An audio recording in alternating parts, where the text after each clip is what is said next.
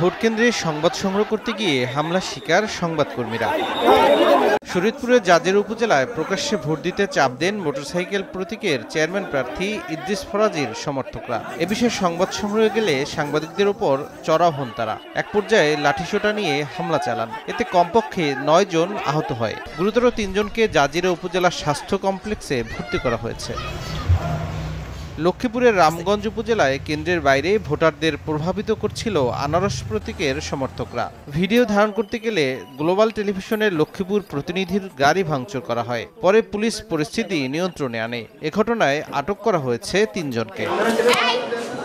জামালপুরের বকশীগঞ্জে সাংবাদিকদের ভোটকেন্দ্রের ছবি তুলতে বাধা ও তাদের সঙ্গে অসৌজন্যমূলক আচরণের অভিযোগ উঠেছে নির্বাহী ম্যাজিস্ট্রেট আসমাউল হোসনার বিরুদ্ধে। দায়িত্বরত অন্য সাংবাদিকরা এ সময় ভোটকেন্দ্রের বাইরে অবস্থান নিলে নির্বাহী ম্যাজিস্ট্রেট দ্রুত স্থান ত্যাগ করেন।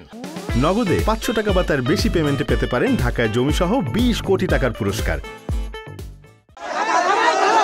ব্রাহ্মণবাড়িয়ার আখাউড়ায় আনারস প্রতীকের প্রার্থী মুরাদ হোসেন ভূঁইয়ার পক্ষে কেন্দ্র দখলের চেষ্টা করেন স্থানীয় মোগরা ইউনিয়ন পরিষদের চেয়ারম্যান এম এ মতিন ও তার লোকজন। সময় সংবাদের প্রতিবেদকের সঙ্গেও তিনি অসৌজন্যমূলক আচরণের চেষ্টা করেন। এ নিয়ে ভোটকেন্দ্রের বাইরে হট্টগোল তৈরি হলে পুলিশ পরিস্থিতি নিয়ন্ত্রণে আনে। তৌফিক মাহমুদ, সময় সংবাদ।